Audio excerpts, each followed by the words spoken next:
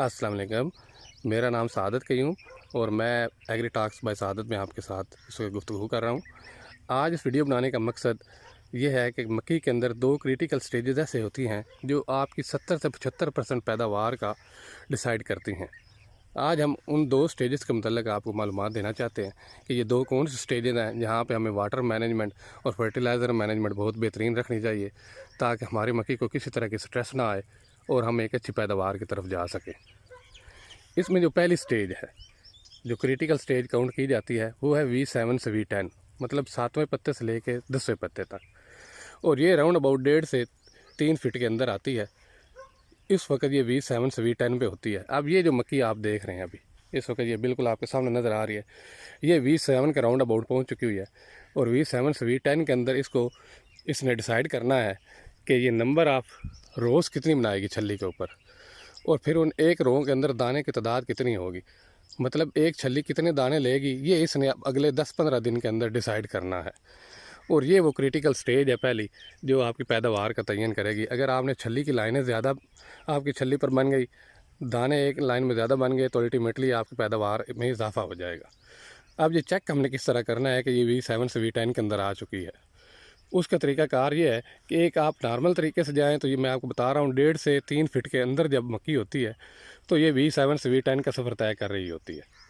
लेकिन अगर आपने लीव्स काउंट करने हो तो फिर आइए हम आपको ये लीव्स काउंट करके चेक करवाते हैं इस वक्त इसकी क्या सूरत हाल है। ये देखें, ये अब मक्की का एक पौधा है, इसके हम लीव्स काउंट करेंगे। ये 1 है, ये 2 है, ये 3, 4, 5 और ये छठे का कॉलर बन रहा है। ठीक हो गया जी, ये छठे का कॉलर बन रहा है। ये जब कॉलर बन जाए, ये पत्ता अलग हो जाए, जिस तरह ये हो चुका है, ये छठा हो गया, अब ये 7वां बनेगा, तो ये इसको कहते हैं नहीं V1 V2 V7। अब ये V6 से V7 पे जा रही है, मतलब अब ये इसके कुछ पौधे V7 पे चले गए हुए हैं, कुछ V7 में जा रहे हैं। तो ये इसकी क्रिटिकल स्टेज है जहाँ पे हमें इसकी फर्टिलाइज़र और वाटर मैनेजमेंट बड़ी अच्छी रखनी है। यहाँ पे आप कोशिश करें इसको फास्फोरस, नाइट्रोजन और पोटाश, ये 3 चीज़ें दें, साथ में ह्यूमिक एसिड और सल्फ़र वगैरह ऐड करें, कोई मल्टी न्यूट्रेंट का स्प्रे कर दें ताकि इसकी रिक्वायरमेंट पूरी रहे। वाटर मैनेजमेंट ये है कि इसको यहाँ पर ड्राउट कंडीशन में नहीं लेके जाना, पानी हल्का हल्का लगाते रहना है ताकि इसकी पानी की रिक्वायरमेंट भी पूरी रहे। ज़्यादा भर के भी पानी नहीं लगाना, वो भी नुकसानदेह होता है। अब अगर मैं आपको यहाँ पर रिकमेंड करूँ तो मैं रिकमेंड करूँगा कि आप इसको यहाँ पे 1 बैग यूरिया, साथ में हाफ बैग नाइट्रोफास, आधा बैग नाइट्रोफास, या 15 से 20 kg 15 kg DAP ले लें, और साथ में किसी अच्छी कंपनी की वाटर सॉल्युबल पोटाश लें जो 8 से 10 kg पर एकड़ आपने देनी है। अगर आप SOP दे देंगे तो फिर सल्फ़र देने की ज़रूरत नहीं है।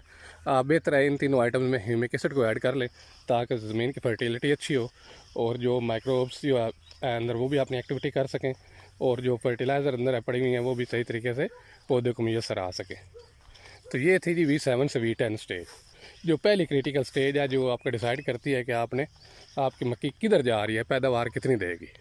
अब मैं आपको ले चलता हूँ दूसरी स्टेज की तरफ, जहाँ पे मज़ीद इसका डिसीजन होगा कि आपकी छल्ली बनेगी कैसे, कितनी हेल्दी छल्ली होगी। आइए मैं आपको वो प्लाट दिखाता हूँ जी भाई। अच्छा, अब ये दूसरा प्लाट है जी।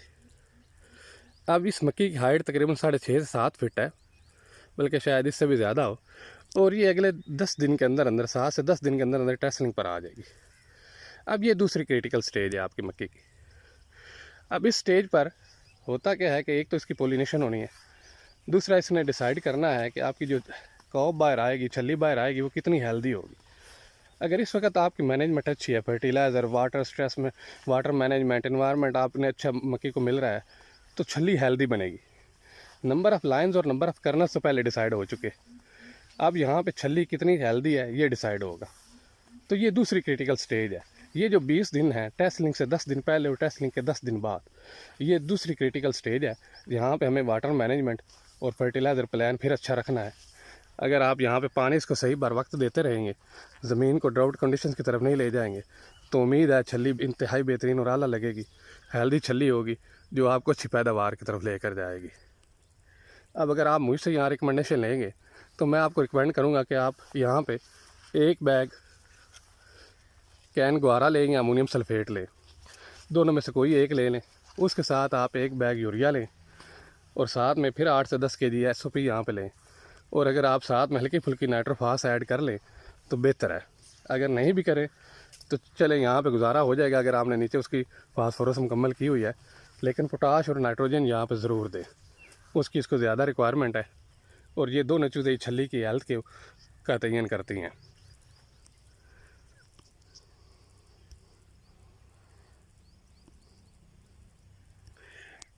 अगर आपने इन दोनों स्टेजेस पर, जो पहली क्रिटिकल स्टेज बताई थी आपको V7 से V10, उसके ऊपर वाटर मैनेजमेंट और फर्टिलाइज़र प्लान अच्छा रख लेते हैं, एनवायरनमेंट कंडीशंस अच्छी हों, कुदरती आफात से मक्की बची हो, और फिर ये दूसरी स्टेज जब ये टेस्टिंग के करीब होती है, टेस्टिंग से 10 दिन पहले और टेस्टिंग से 10 दिन बाद, इस वक्त वाटर मैनेजमेंट और फर्टिलाइज़र कंडीशन अच्छी रख लें तो ये दो ऐसी सूरत हाल हैं जो आपको इंशाअल्लाह बेहतरीन पैदावार की तरफ ले जाएंगी। आप ये दो स्टेजेस आपको 40 दिन बनते हैं, 20 दिन V7 से V10 और 20 दिन टेस्टिंग के करीब। ये 40 दिन एक तरफ और बाकी जो आपकी 70 से 80 डेज़ है, मतलब 70 से 80 दिन वो एक तरफ हैं। अगर आपने इन 40 दिन में खिदमत कर ली और 70-80 दिन में थोड़ी ऊंच नीच भी हो गई तो आपकी पैदावार अच्छी आएगी। और अगर आपने ये 40 दिन सेक्रीफाइस कर दिए तो 70-80 दिन में आप जितना भी ज़ोर लगाते रहेंगे पैदावार उतनी अच्छी नहीं ले सकेंगे जो यहाँ पे खिदमत करने से मिलेगी। लिहाजा मैं किसान दोस्तों से कहूँगा कि ये दो क्रिटिकल स्टेजेस हैं, इंतहाई अहम स्टेजेस हैं, जहाँ पर आप अपनी मक्की का ख़ास ख्याल रखें, पानी उसको अच्छे तरीके से दें, फर्टिलाइज़र अच्छी दें ताकि आपकी अच्छी पैदावार आ सके। मज़ीद अगर आप मेरी वीडियोस देखना चाहते हैं, मालूमात लेना चाहते हैं तो आप इस चैनल को सब्सक्राइब करें ताकि मैं आपको मज़ीद अच्छी सी वीडियोस बनाकर फॉरवर्ड कर सकूं। शुक्रिया।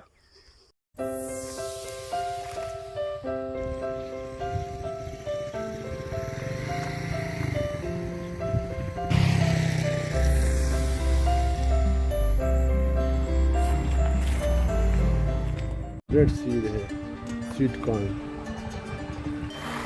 This sweet corn growing machine. Today I'm going to show you how to grow sweet corn by machine online.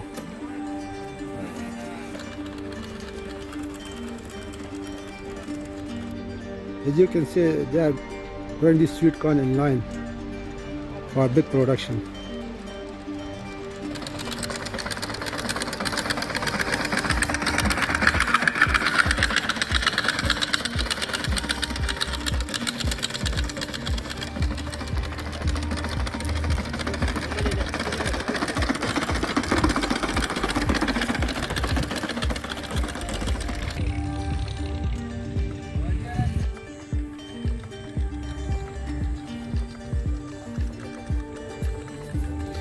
As you can see, this is big agricultural land.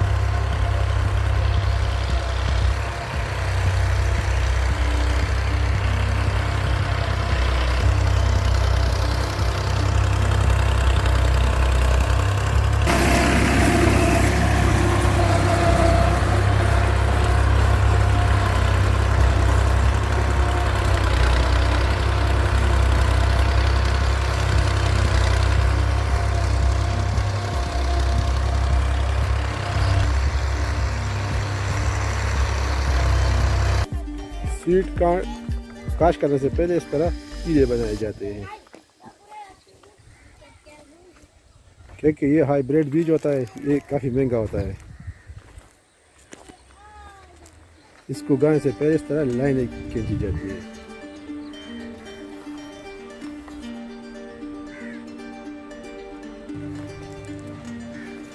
इस तरह एक एक या दो दो दाने कश किए जाते हैं। इस तरह एक एक दाना या दो दो दाने कश किए जाते हैं, तकरीबन 1 फुट के फासले पर। 1 या 1.5 फुट होना चाहिए। जितना 1 फुट से ज़्यादा फासला हो उतना ही प्लांट मजबूत और सेहतमंद होता है। These are my sweet corn. I'm going to show the way how to cultivate it in the farm. It's simple method, like old method.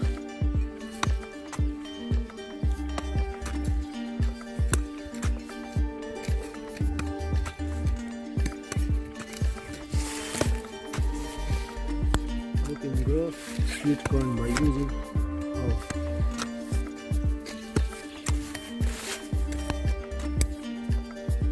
it's a hand method of growing sweet corn.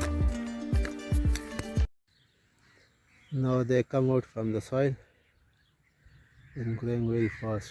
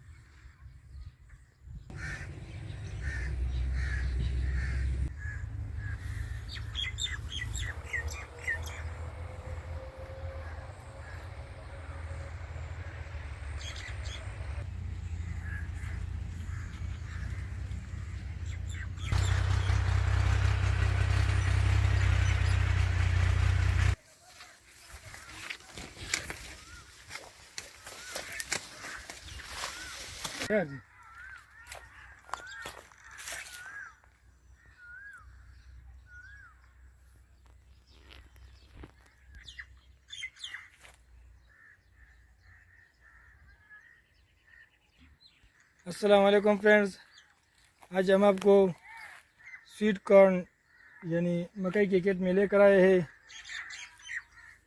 Friends, आप देख सकते हैं कि ये मकई अब पूरी तरह तैयार हो चुके हैं। ये देखिए, बेहतरीन खूबसूरत भुट्टे